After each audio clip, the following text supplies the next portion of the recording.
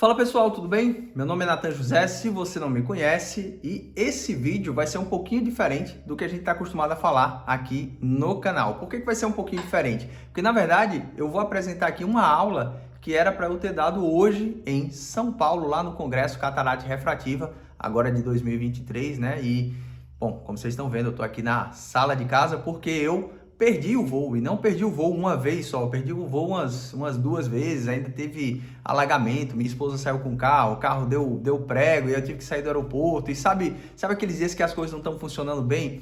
E aí eu definitivamente não sou uma pessoa supersticiosa, mas tem uma hora que você diz assim, cara, peraí, deixa eu ver o que tá dando de errado, e quando eu perdi o segundo voo, né, na verdade o segundo voo atrasou, eu não conseguiria nem chegar lá para a aula, né? E como era quase que um bate-volta, amanhã eu já voltava, né? Eu disse, quer saber? Deixa eu voltar para casa, vou ver se eu gravo essa aula e disponibilizo lá no canal. E por que eu acho que é interessante falar sobre isso? Cara, essa é uma aula, se você não está acostumado aqui com o canal, né? Aqui nesse canal a gente fala muito sobre o mercado de trabalho médico e um dos temas mais recorrentes é o consultório médico, né? E essa aula especificamente lá no Catarata Refrativa era para falar com fellows e residentes, pessoal que está saindo ali da formação e entrando no mercado de trabalho, né? E era justamente sobre um tipo de consultório que, cara, cá entre nós, deveria ser o tipo de consultório que todo mundo deveria começar com ele. Eu mesmo, às vezes, fui cabeça dura e não quis começar, mas todo consultório deveria começar como um consultório espartano, né, que é o tema, que seria o tema da aula. A aula ia além, né, era o consultório espartano, como desafiar o conceito tradicional de um consultório de sucesso, né? Mas antes, eu tinha me proposto lá a contar uma certa história, e essa história, acredite ou não, ia ser a história de como eu consegui minha primeira revista Playboy, né? Um dia eu sou muito tagarela, eu tava no carro, geralmente quando eu venho no carro, eu venho falando, minha esposa vem escutando, porque eu falo muito mais que ela, né? E aí ela vem olhando o celular lá e eu tava contando como eu consegui minha primeira revista Playboy. E em um dado momento ela não tava olhando o celular, ela tava escutando e tava rindo. Eu disse, cara, se a minha esposa tá rindo dessa história, eu acho que é uma boa contar um dia essa história num congresso, né? Seria esse o dia hoje, né? Infelizmente não foi, né? Mas, cara, se você é de uma geração mais atual, provavelmente você não faz ideia do que é uma revista Playboy ou do que representava para um menino ali, um adolescente, ter uma revista Playboy. Primeiro que não era fácil, né, cara? Hoje em dia, você que tem um pacote de dados aí no teu celular, cara, informação está disponível aí e você sabe bem que eu estou querendo falar com informação muito facilmente. Mas naquela época não, cara. Para você ter acesso a esse tipo aí de mídia, né? Digamos assim, você ia ter que ter coragem de ir lá numa banca e ter uma velhinha lá comprando ponto cruz do seu lado para fazer crochê e pedir uma revista de mulher pelada, né, cara? E você saía com uma sacolinha preta, né?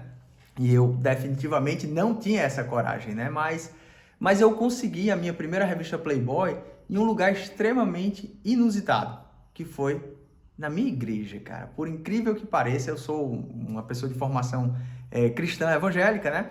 Minha família inteira era evangélica e um dia eu estava lá com os meus pais e estava na igreja e geralmente quando acaba o culto as pessoas ficam por ali, né? Sempre tem uma menina que você tá afim e tal, e você fica ali tentando conversar e fica ali em torno das coisas da igreja, né? E atrás da igreja, né? Atrás do que a gente chama de púlpito, né?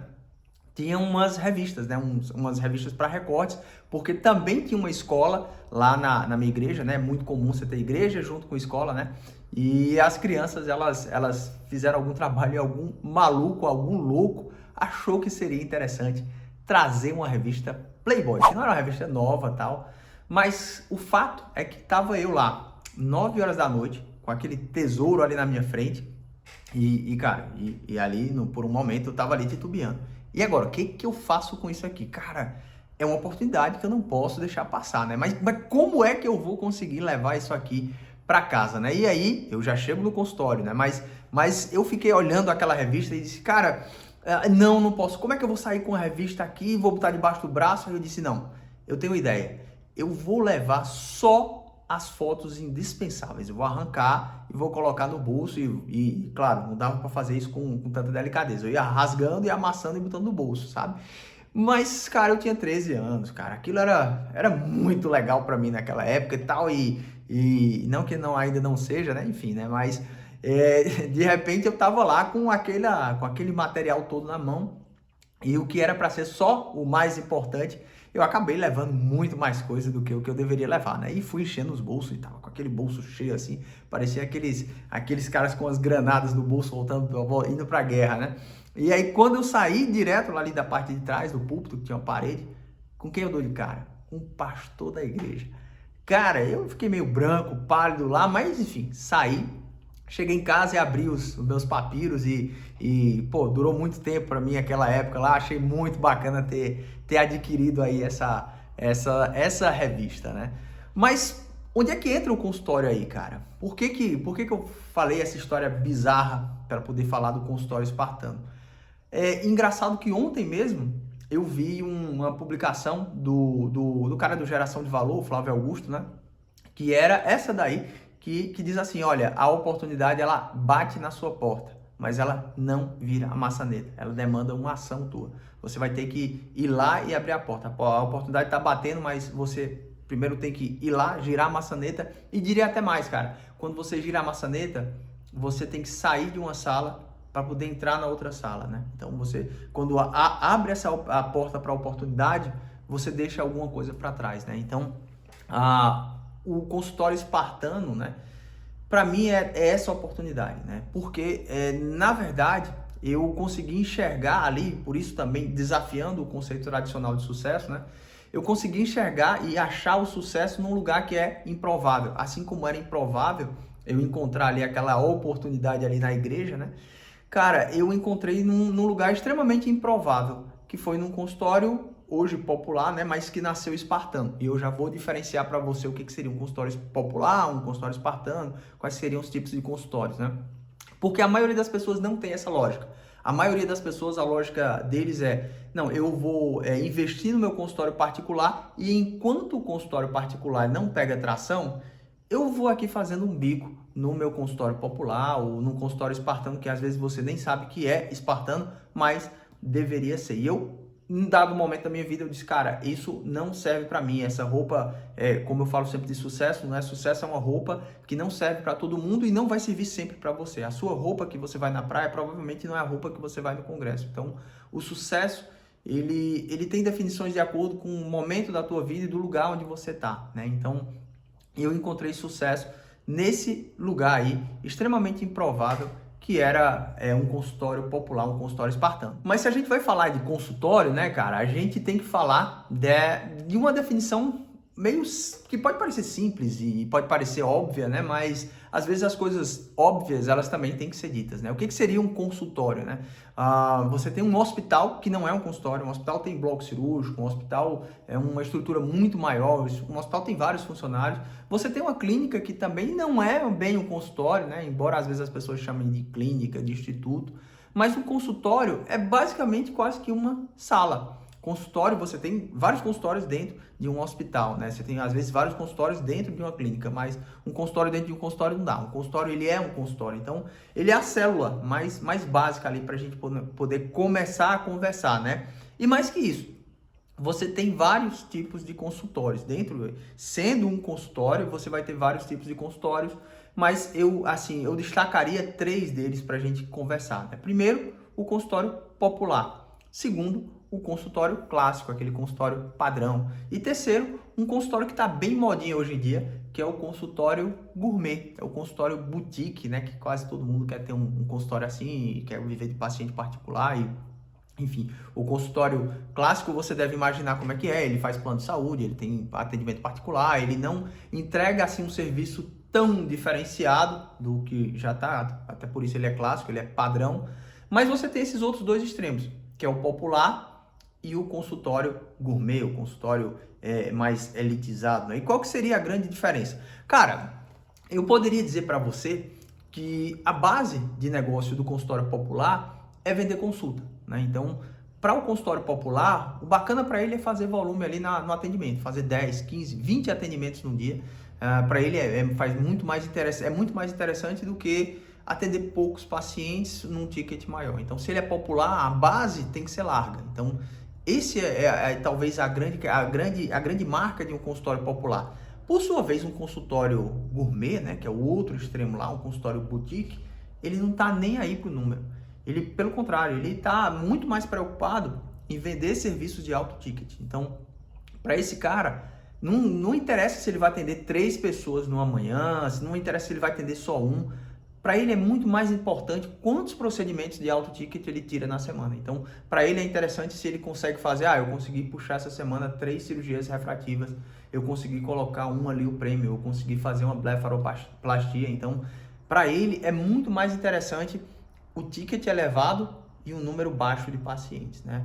Mas agora o guerreiro espartano tem que aparecer aí e ele vai dizer, cara, mas isso aí não é Esparta. Nem o consultório popular não é um consultório espartano. E isso pode ser aí um erro conceitual de achar que um consultório espartano é um consultório popular. E não é isso. E talvez fique mais fácil eu lhe explicar o que é um consultório espartano através de exemplos. E ele começa já aí na recepção. Um consultório espartano, ele tem uma recepção compartilhada. E quando ele tem uma recepção compartilhada, veja o quanto de economia ele começa a ter, né? Primeiro, você não vai precisar contratar uma secretária só para você. Tem suas desvantagens? Obviamente que sim, né? Se você tem uma secretária só tua, né? Então, a tua marcação, a maneira como você consegue triar e saber de onde vêm os seus pacientes é muito mais eficiente, né? Mas um consultório espartano, você tem uma vantagem de custo inicial menor, porque você não tem uma secretária, você não tem uma pessoa encarregada da limpeza, então você não tem outro funcionário de limpeza, você não tem preocupação com um segurança, por sinal, por exemplo, né? Então, de repente, você tem 3 funcionários a menos. E se você acha que é só a contratação, o salário fixo em si, né? Não é bem assim, cara. Um funcionário é uniforme, é exame admissional e você só sabe quanto custa um funcionário quando você precisa demitir um. Aí você vai saber de fato quanto é que custa por mês um funcionário, né? Mas na recepção ainda você vai começar a sacar que um consultório espartano, quando ele está na recepção compartilhada, o cara não precisou investir em imóveis, ele não precisou comprar essas cadeiras aí, né? Então, às vezes ele não precisou nem correr atrás dos alvarás e das licenças, né? E para um consultório ser espartano mesmo, cara, é um consultório que não tem braço curto. Ele faz o que precisa ser feito, quando precisa ser feito e onde precisa ser feito. E se precisar começar a atender, mesmo sem ter toda a documentação, ele vai atender. Até que, obviamente, você vai dar entrada para poder correr atrás, mas para um consultório espartano, não faz sentido você alugar um imóvel, contratar funcionário e depois ir dar entrada nos documentos, que às vezes demora alguns meses, né? E aí você fica pagando todo mês até chegar os documentos. Então, o consultório espartano, ele começa na recepção. Mas se você entrar no consultório, e aí eu começo a falar especificamente de um consultório oftalmológico, uma coisa já fica bem marcante para você. Um consultório espartano, ele não necessariamente tem equipamentos caros. Para ele não faz sentido ter um Grins digital. Faz muito mais sentido ter um Grins aí, de repente um modelo Bausch Lomb, né? De repente um modelo mais simples, às vezes até usado. E por que isso? Porque você já deve estar sacando que o consultório espartano é aquele consultório que você está testando o mercado antes de fazer um investimento maior. Então, nesse consultório, obviamente, às vezes não faz sentido nem você comprar um projetor. Faz muito mais sentido você ter aí a tabela de Snellen, né? Você, de repente, vai lá no funcionário lá num representante e diz, cara, me consegue uma tabela de Snellen, ou você mesmo pode imprimir uma tabela para poder começar a operar lá, começar a trabalhar, né? Começar a operação, não operar cirurgia, mas a operação mercadológica em si, para ver se ela vai de fato funcionar para você poder, aí sim, investir seu dinheiro lá, né? Então, o consultório espartano, ele baseia-se muito mais numa margem ampla do que num faturamento muito amplo. Então, ele tem até um teto um pouquinho mais baixo, né? Porque você tem um custo operacional baixo, mas você não tem também um faturamento tão alto. Então, você acaba tendo uma margem operacional um pouquinho, uma margem de retorno financeiro um pouquinho melhor, né? Um pouquinho não, bastante melhor. Além disso, o que um consultório espartano tem? Ele tem o autorrefrator na sala do médico. O autorrefrator é o coração de um consultório, né? Então, se você tem um autorrefrator na sala do médico, você já evita de alugar uma outra sala ou ter um outro espaço a mais só para colocar o autorrefrator. Você evita de contratar, às vezes, um funcionário para poder ficar tocando ali o autorrefrator, ou, de certa forma, você desocupa a secretária, que às vezes é até compartilhada, né? Você não pode colocar ela para ficar mexendo no teu autorrefrator, né? Um consultório espartano, cara, o consultório espartano, ele não necessariamente vai ter um campímetro. Você está testando o mercado. Talvez ele tenha um paquímetro, porque ele é portátil, você consegue levar. Às vezes um retinógrafo portátil dá para você levar, mas retinógrafo de mesa, um OCT, um Pentacam, isso não faz parte de um consultório espartano, porque ele não é um investimento muito alto. Lembre de novo, você está testando o mercado. Você não vai fazer um investimento alto logo de cara. Na grande maioria das vezes, alguns consultórios que não dão certo, eles acontecem muito mais por um erro. Na verdade, não é nem de avaliação de mercado, é de autoavaliação do médico, é um pouco de ego, de dizer, não, eu preciso ter um consultório assim, meu consultório tem que ser, já tem que chegando no mercado. Nem sempre isso é uma verdade, né? Um consultório espartano, cara, você não necessariamente vai ter que ter esse receituáriozinho bonitinho aí, em papel couché, papel durinho, né? Às vezes você vai usar um blocão, às vezes você vai imprimir o receituário teu para poder trabalhar, para poder começar a trabalhar, para poder começar a tocar o teu negócio, né? E dito tudo isso, né? Talvez você já tenha entendido que o consultório espartano é esse exemplo aí do Silvio Santos, cara. E aí eu vou evocar outra memória antiga aí. Quem se lembra do Topa Tudo por Dinheiro, tinha uma brincadeira que o Silvio Santos fazia lá, que era um prego e um martelo na madeira, e quem conseguisse bater o prego até o prego entrar até o final, né, e conseguisse com um certo número de batidas, eu não me lembro se era 3 ou 5, esse cara ia receber um prêmio em dinheiro, né? E na maioria das vezes, as primeiras pancadas que você dava são pancadas um pouquinho mais devagar, que é justamente para você testar a direção, testar se o prego está na direção certa, para aí sim depois você dar uma pancada mais forte. E essa pancada que eu estou falando para você é pancada de investimento. Então, naquele início ali de um consultório espartano, você começa dando pancadinhas pequenas, para quando você vê assim, olha, realmente esse aqui está no caminho certo. Então, aí sim você dá aquela pancada mais forte para o prego poder entrar, né? Então, o consultório espartano, você começa a entender que não necessariamente ele é um consultório diferente do popular, um consultório diferente do consultório clássico ou um consultório diferente do consultório gourmet, do consultório boutique, né? Ele, na verdade, deveria ser um estágio anterior para você implantar qualquer um desses, né? Você pode ter na sua cabeça o teu modelo de negócio, eu quero montar um consultório popular, mas eu vou fazer um espartano de consultório popular antes de entrar de fato com a cara e com o time inteiro, com os 11 em campo nesse mercado. Você pode ter, por exemplo, um consultório espartano de um gourmet. Eu mesmo já tive, né? Esse que está aparecendo aí, é um consultório, por exemplo, que eu tinha no shopping. Era um consultório, era uma sala que não era só minha, mas eu queria testar aquele mercado. Só que era num shopping e era num shopping num lugar que era o lugar mais caro da cidade. Então, eu levava, veja que o autorrefrator está na sala, eu levava o autorrefrator comigo, depois eu ia embora, porque essa sala era compartilhada, o restante dos equipamentos tinha que ficar.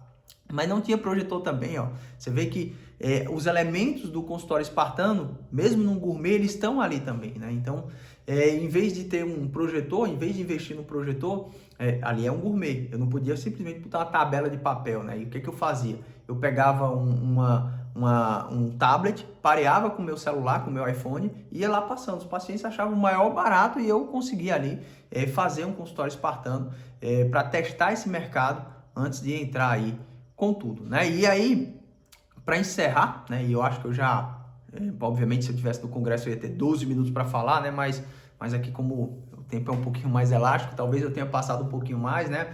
Mas, e aí para encerrar, eu sempre deixo claro que um consultório espartano, ele não é para ser sempre espartano. Ele é um estágio de evolução do teu consultório. Então, se você tem em mente botar um consultório popular, chega uma hora que você vai ter que crescer o investimento para você não ficar nesse teto, né? Se você quer ter um consultório gourmet, então vai chegar uma hora que você vai comprar projetor, vai chegar uma hora que você vai investir nesse segmento. Agora você testou o mercado, você diz, opa, aqui é isso mesmo, aqui nesse mercado, essa proposta funciona. Então, o consultório espartano, ele não é para ser um consultório eterno seu. E o grande problema é que vicia, cara, vicia, igual o exemplo que eu usei lá no início da aula, né? Também vicia. O consultório espartano vicia por um motivo bem simples, porque ele é fácil de operar, ele é muito fácil de operar, ele não tem muita complexidade de você tocar um negócio, né? Então, até por isso é ideal que seja o teu primeiro consultório, porque você não está muito habituado à contratação, a funcionário. Então, você